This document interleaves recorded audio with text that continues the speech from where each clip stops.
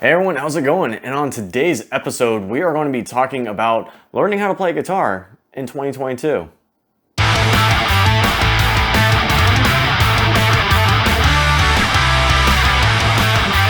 Alright everyone, so it is the year 2022, or whatever year it is that you are coming across this video. Again, thank you guys so much. So you want to learn how to play guitar or bass or an instrument, and you don't know where to start. Well, there's so many different ways to get to where you want to go. We'll talk a little bit about my experience, but I hope that from that you kind of can help navigate this awesome journey that you're about ready to take, and hopefully you don't fall into some of the pitfalls that I did, and maybe I can help guide you or give you some tips. And if at any point in the time of this video you found something that was useful, please go on ahead and do me a favor, click that thumbs up button. It really helps me out a lot. And I just, I'm excited to talk to you guys about this. Now, warning, whatever you are thinking about as far as gear or anything like that at this point, understand this, that gear will not make you better.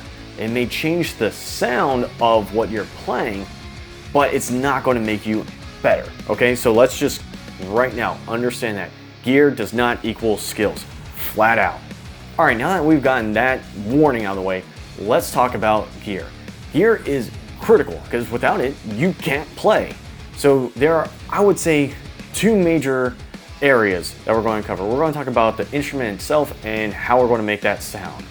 So for the instrument itself, there are starter packs out there. If you're not sure that this is something that you want to do, the starter packs have come a long way since when I was, a teenager wanting to learn how to play. They're not bad for their price, but you have to understand that you're getting what you're paying for. And normally, you're kind of getting everything you need to get started right off the bat with these starter packs. You get the instrument, you get the cable, some picks, and you get an amp.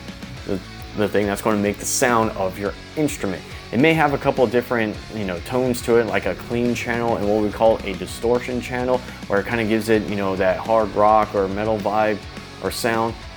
And that might be about it, and who knows about the quality. But again, if you're not sure, that's not a bad way to go. However, if you really want to learn how to play and you're dead set in doing this, me personally, I would advise of not starting with the starter pack.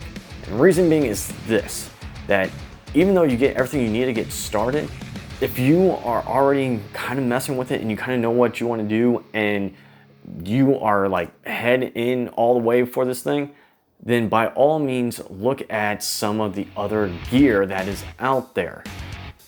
And this is the reason why. Me personally, I feel that gear should inspire you. Again, it will not make you sound or play better, but it should inspire you. And if you get a starter kit, talking to you parents, if this is what your kid wants and they're head into it, forewarning, if you get a starter kit, you may not stick with it. You will see that the instrument is not really that well built. It may have some problems, some dings, some scratches with it. It doesn't, stay in tune, and you're just not, jiving with it as well as you thought you would. And now you are $200 to $300 in the hole on that, where you could have saved that money and gotten something that you really wanted. All right, so say one of your goals is that you just want to play the songs of some of your favorite bands.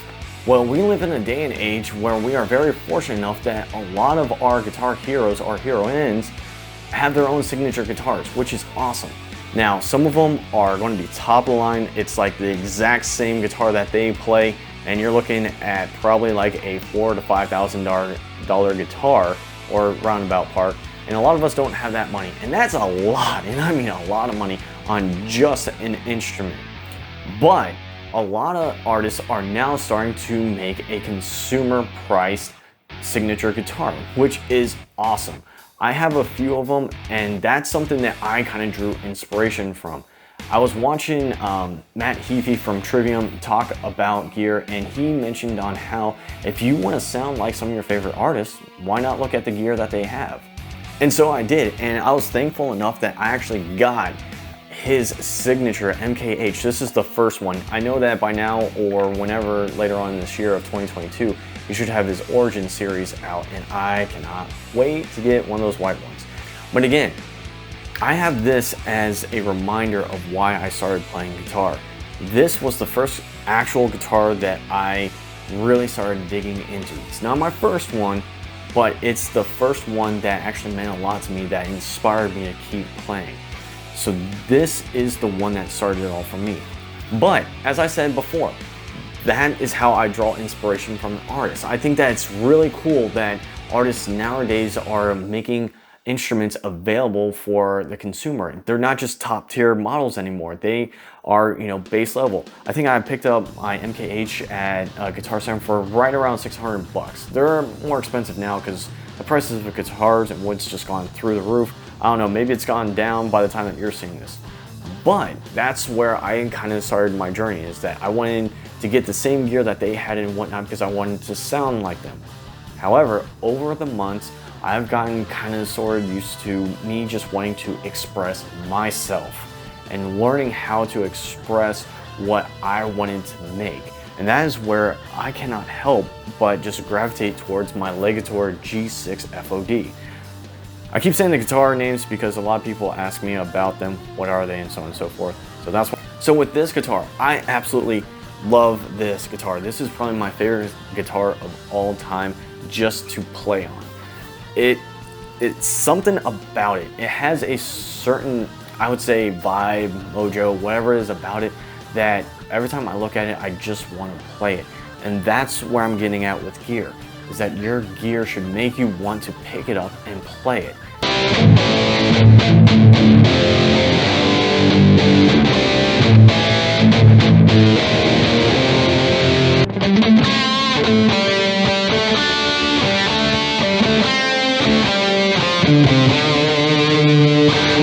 So yes, this Legator is my favorite guitar that I have at the moment. It's my go-to whenever I'm just learning scales and practicing, and it's just so much fun. Again, there's something about it that just I bond with. As much as I've tried other guitars, this thing is just me.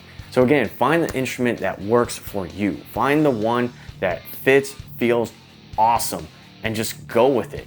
If you have an instrument that you're not sure about, more than likely you're not going to stick with it.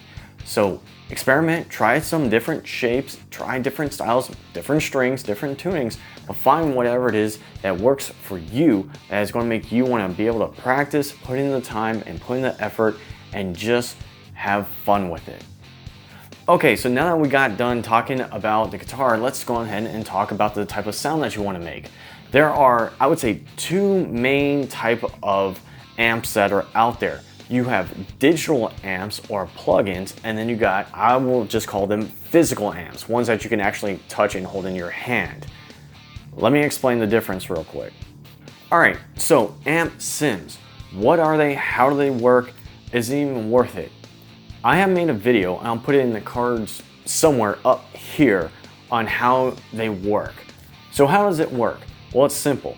Once you get your interface connected to your computer, you can download these plugins or amp sims. And what they are computer generated amps. So you don't have the physical amp on, in your living room or in your room, your practice, wherever, but it's on your computer. And you can still dial in your own tones. You can mess with the knobs that are on there, but it saves you the trouble of not having to set it all up. You don't have to worry about space, and they are very, very, very cost effective. If you know how to use computers, I personally encourage people to look at going with amp sims just because they are so good, especially Neural DSPs. Again, not sponsored, but I really like their products. Okay, so when it comes to an actual physical amp, there are two types that I'm going to talk about in general. You have your classic head amp and cab, or a tube amp and cab. Those are pretty much what we grew up, in the 80s with. And then now you have your amp or solid state amps or amp modelers. Those ones are different as in that they use a digital processor in order to make the sound. They're a little bit more tighter. They got all their presets built in, towards an amp tube or amp head, you have to actually turn the knobs yourself. So whichever way you want to go, whether it's the digital way or you want the physical way, you got to figure out which type of amp best suits you and your budget, because these will cost the most aside from the guitar. Those are the two big items that you are going to have to think about. All right, so now that we got gear out of the way, let's talk about how it is we are going to learn how to play guitar. We are very fortunate enough that in this day and age, we're not limited to just a theory music book or just, a program. There are many options available that are out there for you. However, you have to understand that not every route or path that you choose is going to be very clear, and they're not going to tell you everything up front on what lies down the road. Let me explain. So a while ago, I decided that I was going to try a few online programs. I've tried some that seem very promising, the whole 8-step this, 12-step, learn in 30 days. And I can tell you this, of all the ones that I tried as far as online learning through programs, School of McRocklin from Thomas McRocklin was by far the best and easiest one that I ever came across. It's very clear cut on what it was presenting and how to do it and why certain things worked the way it did. He does talk a little bit about music theory. Don't get scared, because of all the courses that I've taken online, his was the easiest to understand. So what I'm saying is that if you are looking to go to an online program, me personally, the one that I felt was the best one out there for me was the School of McRocklin. I don't know why that's so hard for me to say. I will put a link to his website down below if you are interested. Now, another way that you can learn how to play is through Rocksmith. Believe it or not, there have been countless people who have actually learned how to play guitar or bass through playing Rocksmith. I use it all the time. It is probably one of my favorite games of all time, and I can't wait for Rocksmith Plus to come out. But again, that is one way where you can learn how to play is through a video game. I know some people like, it's a game, that's for kids. No, go on ahead and go on Twitch and look up Rocksmith or music and see how many artists are actually using Rocksmith to just hang out, learn how to play, and how good they are. Like, speaking of which, like one of my good buddies, Waffle Dragon, he's on Twitch all the time playing Rocksmith, and he is killing it out there. So go check him out. I'll put a link for his Twitch channel down below so you can see what I'm talking about as far as learning how to play guitar using Rocksmith. Now, this is where it gets a little splitting hairs and whatnot as far as where to go next, and that is get yourself a teacher. You don't always have to stick to one teacher or whatnot. Sometimes you can bounce around, because there are places like Patreon or Fiverr that you can hire a music teacher to kind of teach you. Sometimes you hit a roadblock and you're like, I don't know what I'm doing, or I need help. And this is where you can reach out and ask someone for help. However, if you do decide to stick with one teacher, that's awesome, because then they can monitor your progress. They can give you some insights of what you're doing wrong, some habits, and they know you. Now, let's talk about the one critical thing that everyone, and I mean everyone, has to admit when it comes to learning how to play guitar. You have to practice. There's nothing wrong with just wanting to noodle on your guitar or anything like that. However, if you want to succeed in your journey, now I'm not talking about making it into the big, multi-million-dollar records or anything like that, or getting well known. I'm just talking about if you want to get better at playing guitar, you have got to practice. There are so many different topics that you can choose from to help you get to where you want to go. But none of that will matter unless you learn how to practice. And there are several different things that you can practice, and that's one of the cool things that's fun about playing guitar. It may not seem the most glamorous, learning how to do scales or learning music theory or just alternate picking or doing arpeggios, but if you stick with it and you put the time in, you will see that you will get better and better as long as you are practicing. So let's recap. We've talked about gear. Find the gear that is going to make you want to play guitar. Find the right fit, the right color, the design, whatever it is. Find the one that is going to make you want to be able to pick up the guitar, no matter what, and play and enjoy it. Enjoy the experience of learning how to play guitar. We talked about how to get the right sounds that you want to have, whether it's through amp plugins or through a physical amp. Do your research. There's so many to choose from that's out there, which is awesome, but find the one and the sound that you are looking for and experiment a little bit. And finally, we talked about the most critical thing, and that is you have got to practice.